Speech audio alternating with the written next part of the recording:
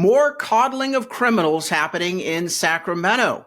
Facing a budget deficit, California Democrats are trying to use that budget deficit to do $1 billion in cuts in state prisons. You know what that means? Releasing violent criminals back on the streets. Coming up, we'll tell you all about their scam and how we're fighting back to stop them.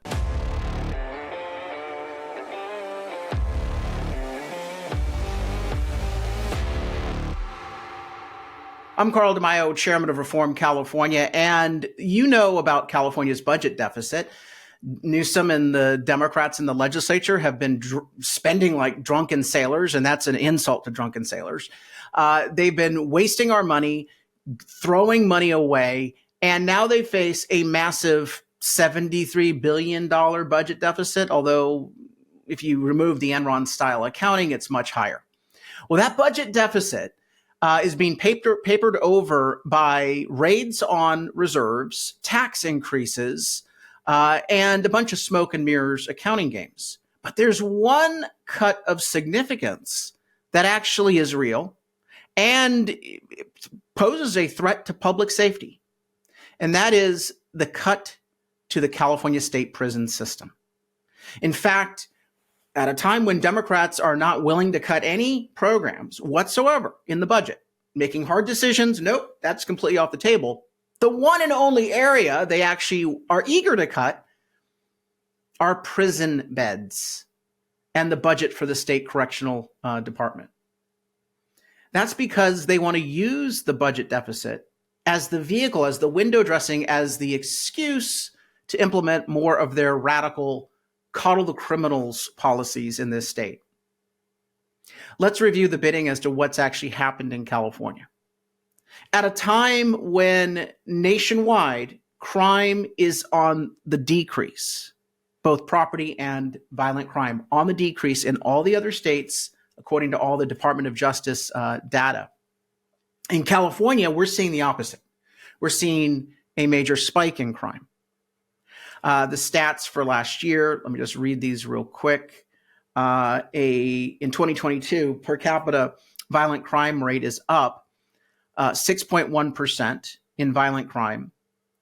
And the property crime rate is up 6.2%. And by the way, that 6.2% in property crime going up. Now, a lot of property crime is no longer being reported. Retail stores are telling employees, don't bother calling the police, don't bother filing a police report. It's not like they're going to do anything about this in the first place. So I would say that the property crime stats are probably 3 times the rate of increase than what is officially reported in the official numbers because of the rate of no reporting by a lot of the retail chains. So property and violent crime up big time in California. Why?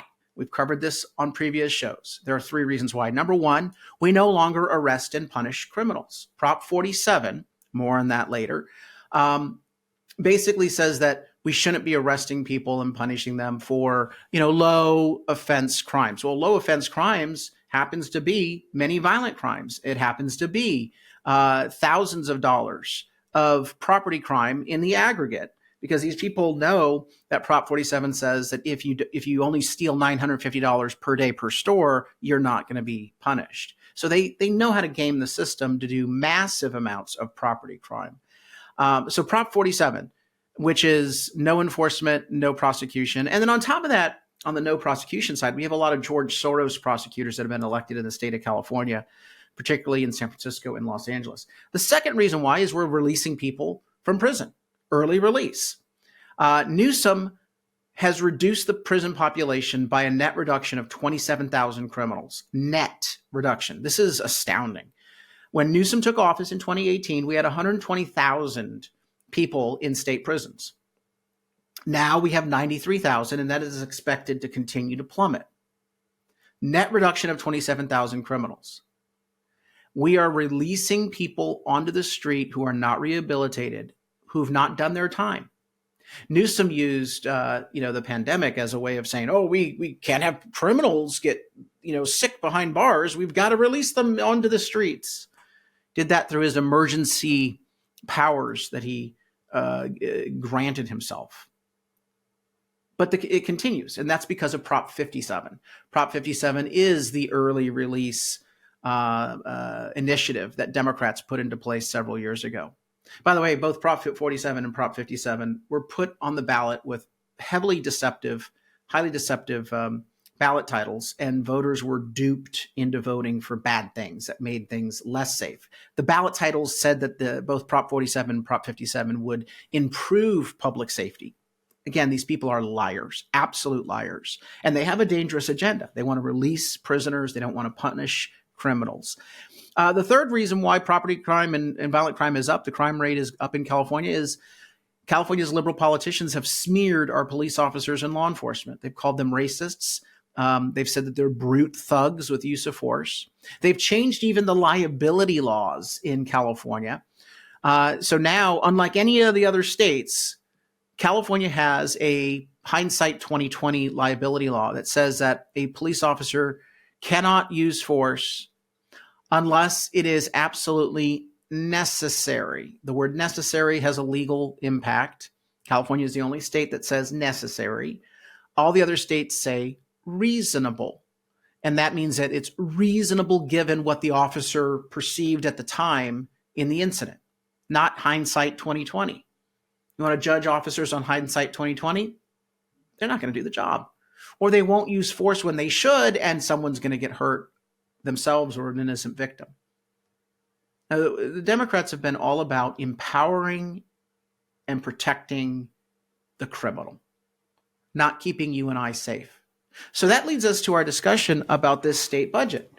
Again, we've seen no real significant fiscal reform in Newsom's budget. The Democrats have basically created a financial crisis, and they are kicking the can down the road to get past the election. We've covered that in depth on other shows. But the one area where they're making an actual cut, they want to cut $1 billion from state prisons.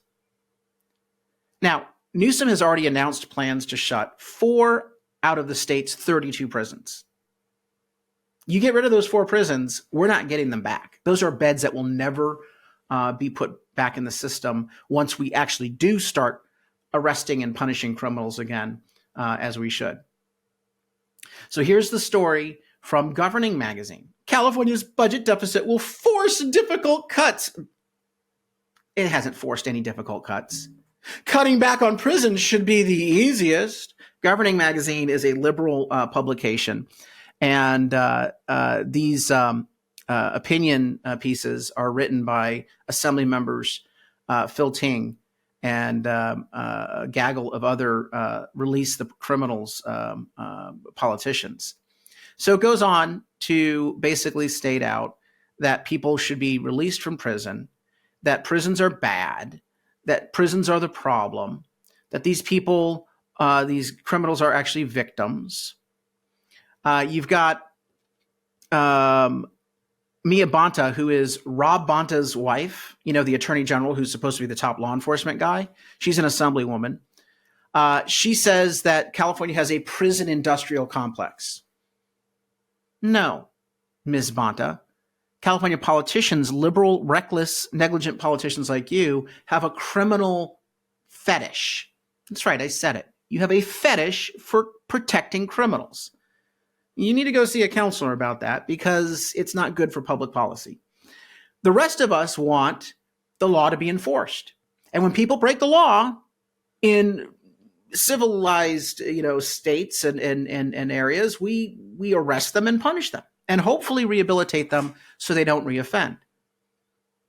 Now, there's no prison industrial complex. You have a fetish for criminals. I said it. I mean it. It's true. All of the behavior by these Democrats is whatever we can do to bend over and make it easier for criminals to get rights. Protect them, early release, don't enforce the law against them, don't require bail. She goes on to say, it signals to me, and I'm sure it makes other Californians wonder, whether we care more about buildings than people. What do you mean? You don't care about people. When you want criminals to be released onto the street, you don't care about people. You care about criminals. And I don't know what Californians you're talking to, because you seem to be untethered from reality. Most Californians are alarmed by the increasing rate of violent and property crime in our state. So we have $1 billion cut is what the Democrats in the legislature want to impose. And that would eliminate at least 15,000 beds, if not 20,000. Now, they say that the beds are empty.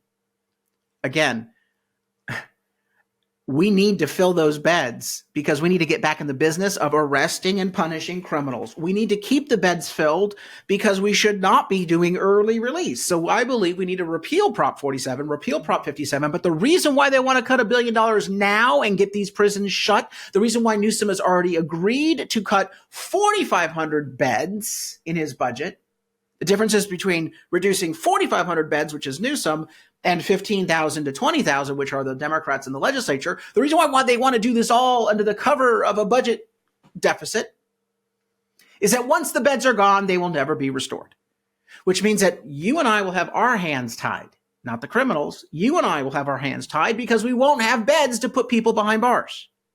Do you see how they're trying to cement into the foundation their coddle the criminal policies? Even if we did repeal Prop 47 and 57, they would then argue, well, where are you going to put them all? We don't have the beds. Yeah, because you criminal coddlers got rid of $1 billion worth of capacity in 2024. Look, on the ballot this fall is a partial repeal of Prop 47 that Reform California supports strongly. It would basically give police and prosecutors the tools back to arrest and punish criminals. Very much needed. But Democrats oppose it.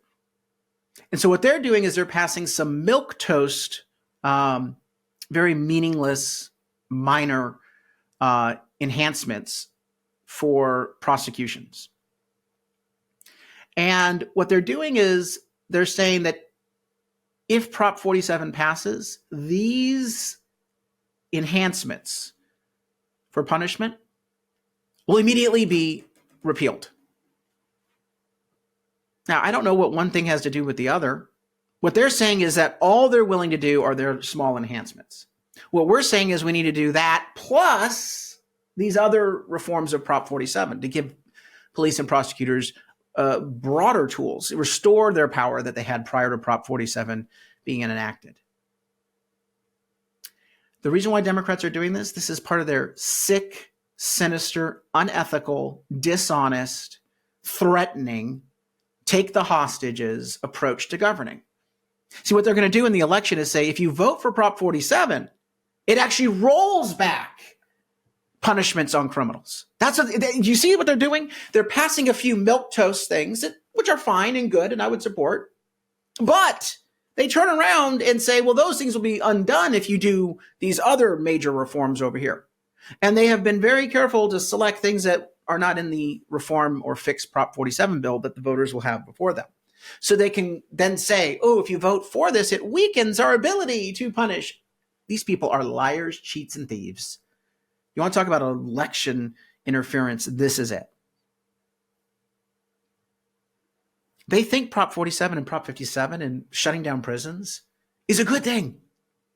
We all know it's a bad thing. It's leading to murders, rapes, violent attacks, and massive, massive property crimes that you're paying the price for in the form of higher insurance premiums, higher prices at the store.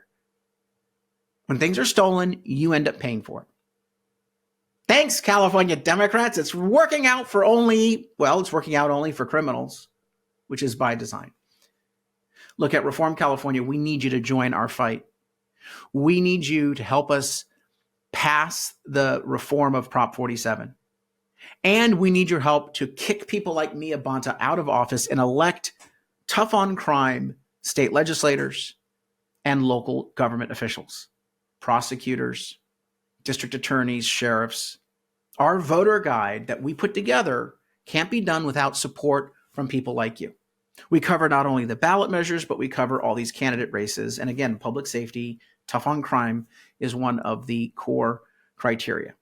Go on our website, reformcalifornia.org, and do a few things. First, contribute so that you can power our campaign on all of these issues. Second, sign up to make sure that you get our voter guide when the November ballots arrive in October.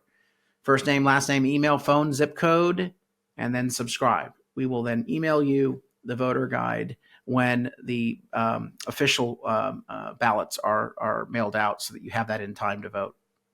Real quick, I wanted to share with you these pictures. Remember last week I brought you the story about how President Trump was coming to California, and I said at the time that the liberal media would not report on the warm reception he would receive. Biden showed up in California, and he was greeted with protests. He was booed. Those were the pro-Hamas, pro-terrorist misfits, pro-Palestinian misfits. But Trump in San Francisco, in Beverly Hills, and in Newport Beach was greeted with beautiful crowds, big crowds. Here's some pictures, a picture of the boats in Newport Beach. Look at that big American flag. All those people out there to greet President Trump. That's pretty darn amazing. But let's take a look at the streets. That's a picture of folks stacked multi-rows to greet and support President Trump. That's a movement. Look, I'm not suggesting that California is going to go red, but I am suggesting that the base of support for President Trump is much, much deeper than the liberal media wants to let on, even in the deep blue state of California. I had gotten some people mocking us for our podcast saying that Trump was going to be warmly received. Well, he was. And that's why we wanted to show you the receipts, the photos to prove it. Look, we need to organize in California. We need to fight back. The issue of crime, releasing prisoners from prison, cutting the prison budget by $1 billion, eliminating to 15 to 20,000 prison beds. We have to fight it. Share this video, like and subscribe to this channel so that we can goose the algorithm and spread our message. And of course, please do join us at Reform California by signing up on that website and contributing. Until next time, Carl DeMaio, Chairman of Reform California. Help us break through the censorship of the liberal media. Like this video, subscribe to this channel, and smash that notification button so you can stay up to date on all the developments in California news and politics. Also, please visit the website, reformcalifornia.org, for ongoing news coverage and to join one of our campaigns in the fight to take back our state. If you can, please sign up as a volunteer or chip in a contribution. This episode of Reform California with Carl DeMaio, paid for by Carl DeMaio for State Assembly 2024.